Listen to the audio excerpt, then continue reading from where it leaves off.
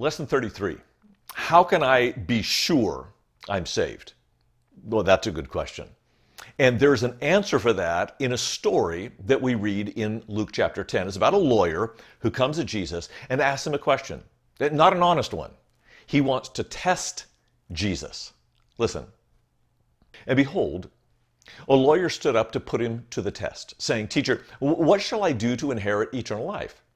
And he said to him, "What is written in the law? How do you read it?"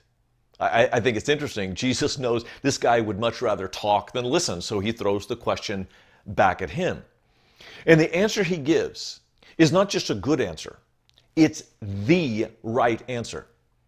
Later in Jesus' life, the week before he died, Jesus will be asked this question. What is the greatest commandment? He will give these same two commands. The first, to love God with all your heart, soul, mind, and strength, that is called the Shema, because that's the first word in Hebrew. Shema Yisrael, Adonai Eloheinu, Adonai Echad. You should love the Lord your God with all your heart, and with all your soul, and with all your might. And the second, Jesus said, is like unto it. You are to love your neighbor as yourself. Well, that's exactly what the lawyer said. And so Jesus simply says, well, do this and you'll have eternal life. Knowing that this guy's vertical relationship is not right. And that's why his horizontal relationship. So love God, that's like you and God. But to love your neighbor. And you cannot love God without loving your neighbor. Because those neighbors are God's children. And if you have kids, you know the quickest way to a parent's heart is by loving well their children. And so that's the rub with this guy. He says he loves God, but there's no evidence of it in the way he loves his neighbor. So wanting to justify himself, that was his idea. He asked Jesus, well, who is my neighbor? Now, in the Greek language, there are two different words that can be used for neighbor. One is this word plesios, which means near. The other is perioikos, which means around, so near and around. Which word do you think the lawyer used? The near neighbor or the around neighbor? The broader category. Of course, he uses the near neighbor. I only want to love those who are right next to me, who are like, I will like those who are like me. And Jesus, interestingly, allows him that definition. Okay, here's your neighbor. You only have to love those who are like right next to you.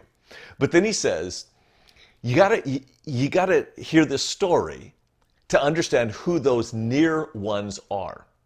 And he gives this parable, it's a very famous one, of the Good Samaritan.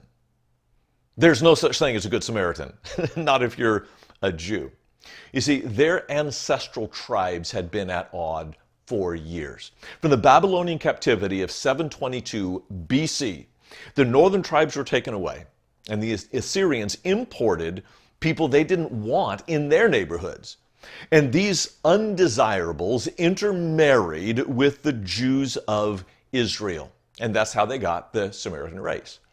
Now, when the Babylonian captivity is over, years later, the southern tribes came back, started to rebuild the walls of Jerusalem and the temple of Jerusalem, and the Samaritans said, hey, let us help. Help? You have nothing to do with us. Go away. They scorned the Samaritans, and there was bad blood ever since. In 128 BC, John Hyrcanus went up and destroyed the Samaritan temple on Mount Gerizim. And the Samaritans retaliated by taking dead bones and sneaking into the temple in Jerusalem and scattering them about. It was bad. So, good Samaritan? No such thing. The story is pretty simple. A guy goes down in what's called the Pas Damim from Jerusalem, which is like up in the mountains, 1,200 some odd feet, down to Jericho, which is almost 1,000 feet below sea level.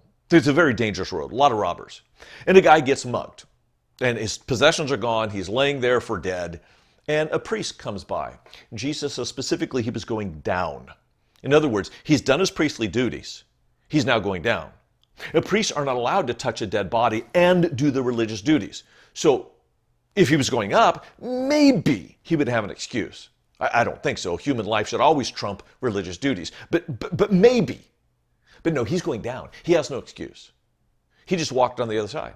Levite comes by, walks on the other side. Samaritan comes by, a Samaritan, and he helps the man.